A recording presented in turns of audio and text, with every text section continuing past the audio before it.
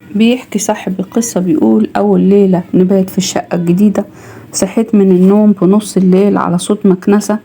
استغربت وقلت لنفسي هي مراتي اتجننت ولا ايه، فرحانة بالشقة لدرجة ان هي قايمة تنضف بالليل.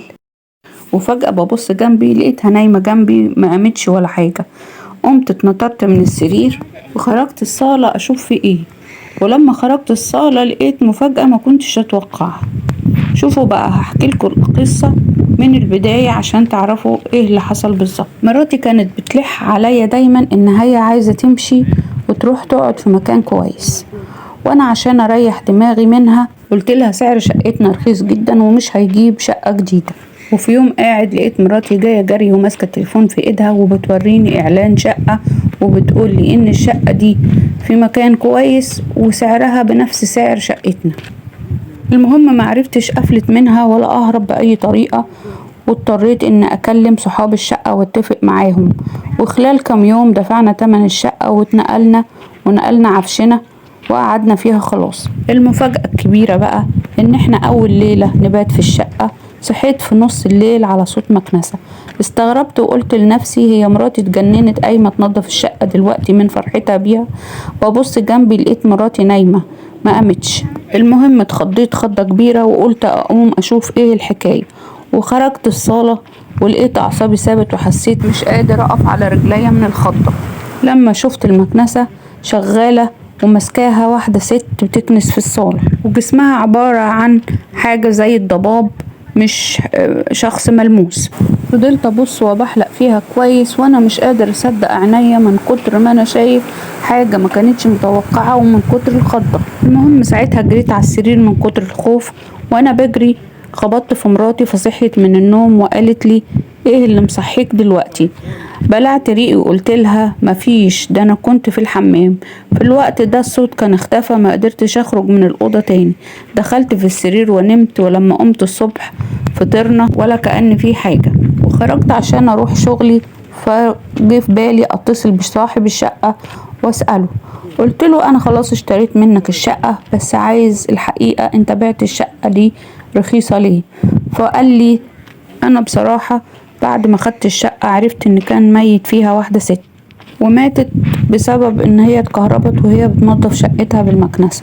وانا قعدت في الشقة مدة طويلة وكانت بتظهر لي بس ما كانتش بتعمل فيا حاجة، ولكن انا اعصابي ما كانتش متحملة ان انا افضل عايش في الشقة دي. خلصت مكالمة معاه ونهيت المكالمة.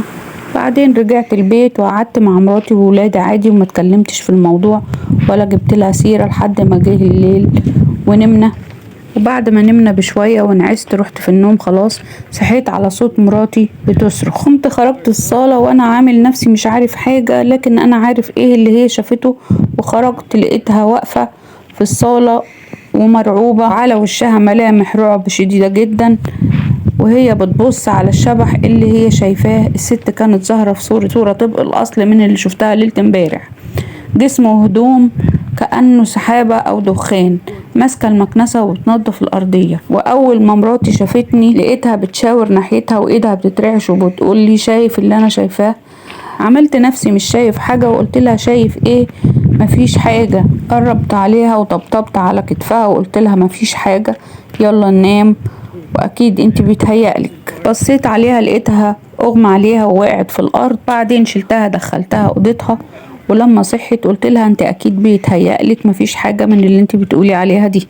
وطبعا هديتها وخلاص علشان ما تقوليش ان هي عايزة تتنقل تاني، لان احنا كنا خلاص بدلنا الشقة ومفيش اي حل غير ان احنا نستحمل.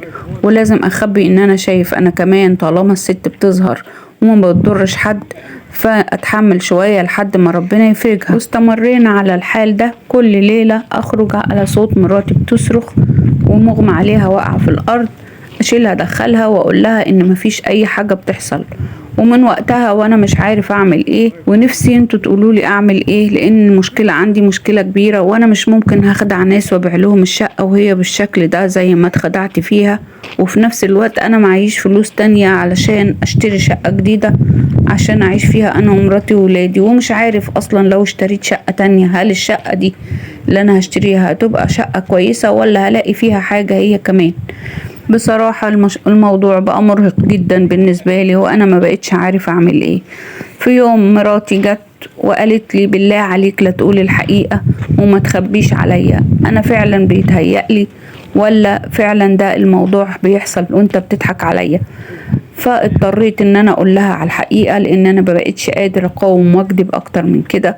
قلت لها ايوه انا شايف اللي حاصل، بس انت السبب وانت اللي حاولتي تخرجينا من بيتنا. احنا كنا قاعدين في بيتنا كويسين، وكنت قاعد جنب شغلي وقريب منه وما كانش عندنا اي مشاكل.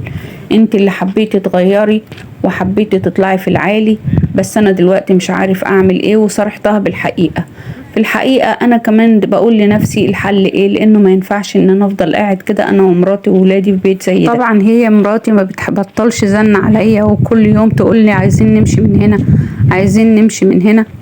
وحاولنا نجمع فلوس بأي طريقة علشان نشوف لنا حل في الموضوع ده، وما كانش فيه اي حلول غير ان احنا اما نعمل زي صاحب الشقة ونخدع حد زينا ونبيع له الشقة باللي هي فيه، ومش عارفين الحد ده هيبقى حالته زينا ولا ايه، فهنظلم ناس تانية.